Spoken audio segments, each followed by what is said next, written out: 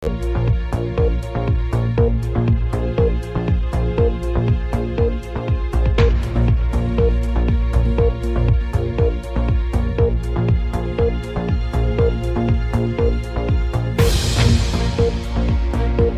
الله والسلام عليكم، مرحبا بكم جميعا في قناة مريم ديزاد. صلوا على رسول الله. بلادنا الجزائر تشهد في المرحلة الراهنة نهضة اقتصادية متكاملة الأركان، نهضة واضحة الأهداف والمقاصد، نهضة جلية المكاسب والنتائج. العملاق يسير نحو الصدارة وستتربع على عرش إفريقيا. تفرجوا معنا هذا الفيديو حتى النهاية وش قال الإعلام الفرنسي عن الجزائر، وأيضا ما تنسوش الاشتراك في القناة والإعجاب بالفيديو. جزاكم الله خيرا. L'Algérie raflera la 3e place des économies africaines cette année, à la faveur du déclin nigérian, certes, mais plus encore à l'efficacité de son économie depuis la fin de la crise de la Covid. Comme souvent avec l'Algérie, il faut faire un détour du côté de son secteur pétro-gazier pour prendre le pouls de l'économie.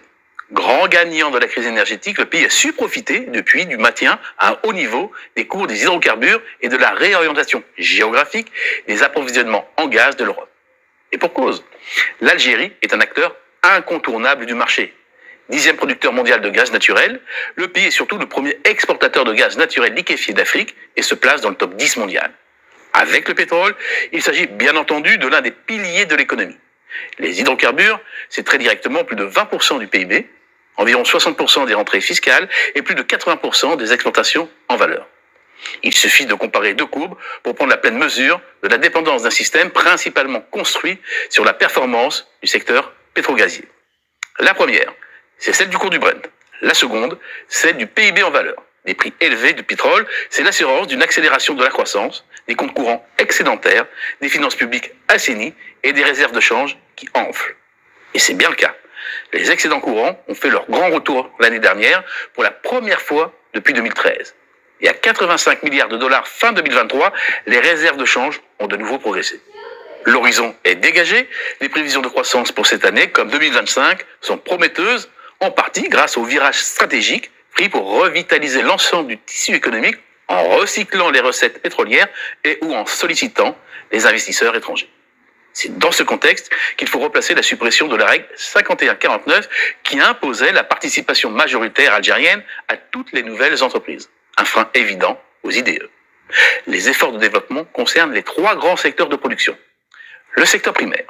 Dans les hydrocarbures, c'est un plan d'investissement de plus de 50 milliards de dollars, prévu entre 2024 et 2028. C'est aussi la volonté de mieux exploiter un sous-sol riche pour soutenir la réindustrialisation du pays. Minerais de fer, zinc, plomb reçoivent d'importants investissements. En coopération avec la Chine, le projet phosphate intégré vise à faire de l'Algérie le leader mondial de l'exportation d'engrais et de fertilisants. Au croisement de l'agriculture et des IA, un accord cadre a été signé avec une firme qatari pour la réalisation d'un projet de production de lait en poudre. Cet investissement de 3,5 milliards de dollars porte sur la création d'une ferme géante d'élevage de vaches laitières couvrant une superficie équivalente à celle de la Martinique. Dans le textile, c'est le complexe de Relizan, développé avec la Turquie, avec comme objectif la création de 25 000 emplois directs.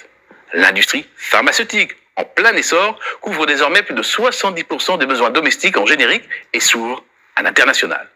Le secteur automobile est également en expansion, avec 30 demandes d'installation d'usines de montage, dont 12 déjà acceptées par les autorités. Dans le tertiaire, la tech se développe rapidement, en synergie avec une jeunesse qualifiée et hyper connectée. Yassir, entreprise qui s'est faite connaître pour son service de VTC, s'est rapidement diversifiée dans les services au ménage et de transfert d'argent, est emblématique. En seulement 5 ans, cette start-up, la plus valorisée d'Afrique du Nord, a levé 200 millions de dollars, y compris avec des fonds en provenance de la Silicon Valley. C'est enfin l'achèvement du tronçon principal de la transsaharienne dite la Grande Dorsale, liant Alger à Lagos au Nigeria, qui va accélérer les échanges avec les pays africains au même titre que le développement rapide d'infrastructures portuaires et routières. Plutôt que d'utiliser la manne gazière et pétrolière pour acheter la paix sociale et faire perdurer le modèle de rente, une nouvelle voie se dessine qui pourrait amener l'Algérie à viser la 2e place des économies africaines. نشكركم على المشاهدة. نلتقي في فيديوهات جديدة إن شاء الله.